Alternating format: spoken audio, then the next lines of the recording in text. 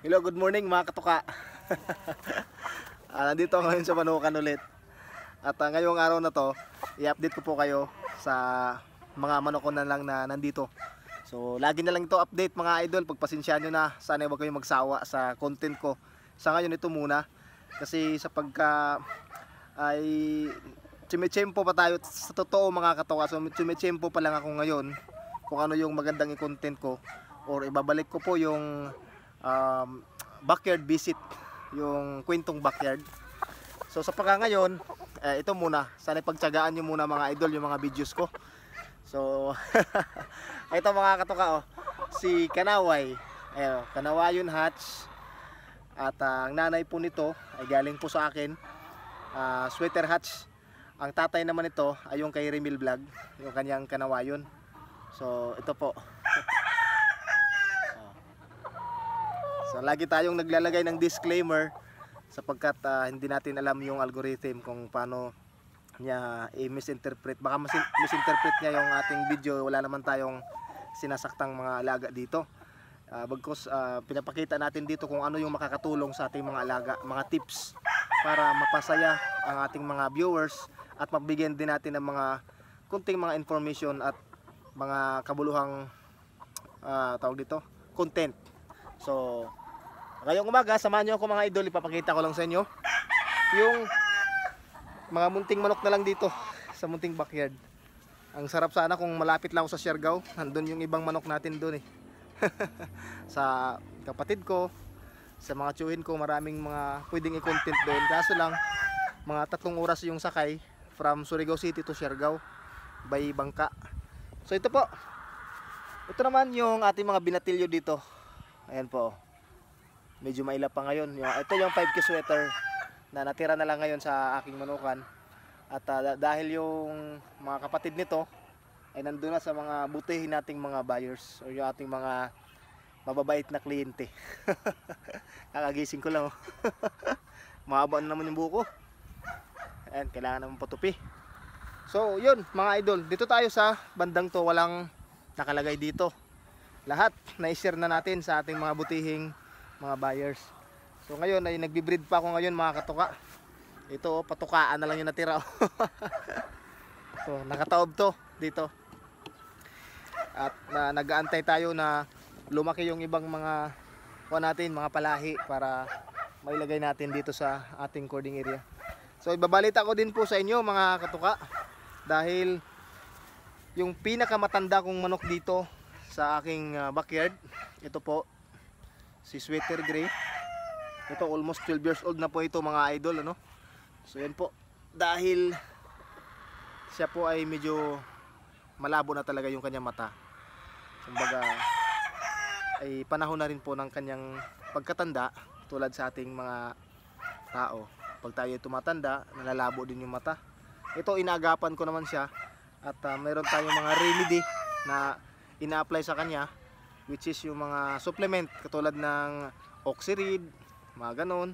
Minsan nga yung mga traditional na mga herbal, ina-apply ko sa kanya para matulungan po na baka sakaling lumino pa yung kanyang mata. Pero wala talaga mga idol, ito ay dala talaga ng kanyang katandaan. So sabi ko nga ito sa inyo, sabi ko sa sarili ko as I promise, itong si Sweater Gray hanggang dito na talaga siya. Hindi ko na ito isasali sa exam. So nakatatlo lang siya sa loob ng kanyang 11 years old. So nagpapasalamat ako sa Diyos na mahaba-haba rin yung pagsasama namin ng nukis na to. Grabe, wala pa akong anak, nandito na yung manok na to. At ito yung patunay sa sarili ko kung gaano ako mapagmahal sa aking mga alaga. Kaya ang masasabi ko dun sa mga nagbaba sa akin, sa mga nagko-comment sa akin na hindi raw ako maayos mag-alaga, mali-mali daw yung mga paraan ko, abay okay lang naman mga idol. At least alam ko sa sarili ko kung gaano ko pinapahalagaan yung mga alaga kong manok. Katulad nito, umabot ito ng 11 years old sa kamay ko na hanggang ngayon ay kumakain pa naman. So God bless you all mga idol, lalo na sa mga bashers dyan. So dito tayo mga idol, at ito, tip ko lang din sa inyo mga katoka, ito, inalis ko yung nukis dito. Kasi ito, dinisinfect ko to kanina gamit yung mga disinfectant na kuan ko, yung Sunrox, pwede na yun kung wala talaga. Pero yung ginagamit ko talaga is yung Major D. Hindi ko na ipakita sa inyo kasi baka sabihin nila nagpo-promote tayo ng mga produkto, which is hindi naman tayo binayaran. Pero yung ginagamit ko mga idol para malaman nyo. At doon, galing ito doon sa kabilang TV. Dyan. Nilipat ko dito kasi ito, for sure ang area po mga idol, pag ito ay nabilad ng madalas sa araw, yung area na yan ay hindi nag-scatter dyan yung mga bacteria na yan. Kaya dito ko muna nilagay siya.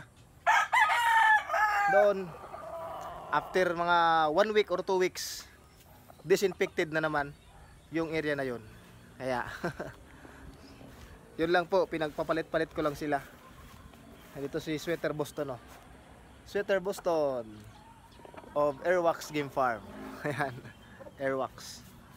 Ayan po.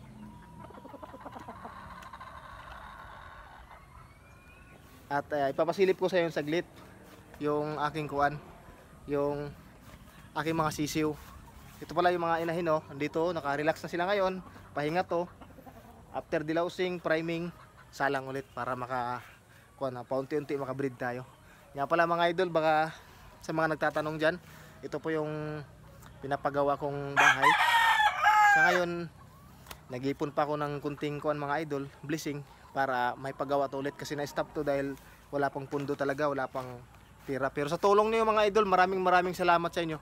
Kahit papano, may naipatayo ako kahit papano dyan. Salamat sa kaigsuon. Salamat sa iyo igsuon. Sa lahat ng mga suporta nyo. Okay, nandito tayo sa ilalim ng bahay. Nandito kasi nilagay ko yung mga sisiw, mga katuka. Nandito sa brooder. O dito sa brooder. Ito yung indoor. Indoor na brooder. Andito siya. Kasama yung mga inahin. Ayan po, oh. Ay, inahin pala, sorry, hindi mga inahin lang. O, nandito yung mga sisiw po ng Malatuba at saka yung 5K sweater, pinagsama-sama ko sila para isa lang yung nanay na magbabantay sa kanila. At yung si sweater 5K nandun sa labas. So, pinaghalo-halo ko yung mga sisiw. Alam ko naman kasi isa lang yung kulay. Yung kulay ng Malatuba, magkakapareho sila ng kulay. Kaya pinaghalo-halo ko na sila sa 5K sweater. Ito tayo sa likod. Ano? Ito yung ito yung tawag dito, passing away. Ano pa? Passing away ba tawag doon? Didi? Parang hindi ah. Exit pala, exit pass. Ayun, exit pass ng bahay. Direkta ka na nandito sa likod ng bahay. Ito naman Sweater Boston. Sweater Boston po ito. Ayan po, malapit na ito magkuan. Ito 3 months na to, malapit na mag 4 months. Ayan po. Sorry sa area ko mga idol, magulo. Ito naman yung mga sisiw ko mga katuka, yellow-legged hatch. Baka lumabas. Ay, wag. Ito, pasilip lang. Ito na, lumabas na. Ay, sabi ko na nga ba. Balik. Balik. Yellow-legged hatch. Ito naman yung mga bago. Ito yung pina-incubate ni Remil Vlog. Ayan po, oh. Ang lalaki na kagad nila, oh. I-update ko kayo dyan mga katuka. Sisikapin ko maka-upload. Siguro alternate. Kung pwede lang araw-arawin. Hanggat kaya ng oras ko, sisikapin ko mga idol. Pero alam ko nagsasawa na kayo minsan sa mga vlog ko kasi paulit-ulit na lang update eh. Pero pagpasensyahan nyo na mga katuka, salamat sa walang sawang suporta nyo at sa mga solid talaga. Maraming salamat sa inyo. Dito sa breeding pin, wala nang laman dito mga idol. Ayan. Dinisinfect ko to kaya binuksan ko para makasingaw yung hangin ba. Dinisinfect ko at last na ginagawa ko matapos tumalinisan, mawalisan, matanggal yung mga hindi kailangan, mga bato, yung mga tuyong mga put-iput na yan. Ang ginagawa ko mga idol, nagkuhan ako dito, nagtawag din, naghahaling sa amin sa Bisaya ba, maghaling, magsunog para maalis, pausukan. Ayan, pasensya na, mahirap magtagalog yung mga Bisaya. Pinapausukan ko to para matabo yung mga mga organismo. So yun lang po mga katuka, na-update ko kayo dahil sabi ko nga kahapon, i-update ko kayo sa mga natira ko na lang ng mga manok dito. So yun lang, kaunti na lang yung mga alaga ko mga idol kasi priority ko talaga yung binta. hindi ako nagpapatanda dito ng mga alaga ko kasi pag nakita ko, at ako naman yung nakakaalam sa sitwasyon, pag nakita ko na mayroong mga kailangan na pagsiran or mga nagre-request, so sinishare ko yung mga alaga ko. At kailangan din naman ng pamilya ko, mga idol. Ako kasi iba yung prinsipyo ko, mga katuka, more on binta tayo. Kasi pag ginaalagaan natin, hindi natin masisigurado sa totoo lang, mga idol, ano? Yung alaga natin, hindi natin masisigurado na atin yan palagi. Kasi may pagkakataon talaga na malusog lang sila ngayon, healthy sila ngayon, bukas nagkakaroon sila ng karamdaman.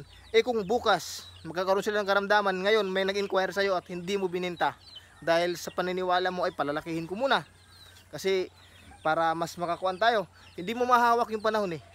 Totoo yan. Yan yung naranasan ko lang din. Hindi ko naman nila lahat kung ano yung paraan nyo, bahala kayo dyan. Basta sa akin ito yung paraan ko. Pag may pumunta dito at mag-acquire, hindi, go. Sige sir, kunin mo yan. Ganon.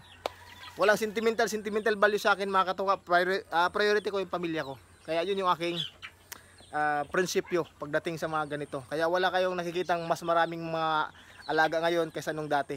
Dati kasi iba yung kuan ko mindset eh. Pinapalaki ko muna hanggang sa lumaki. Saka pa ako alam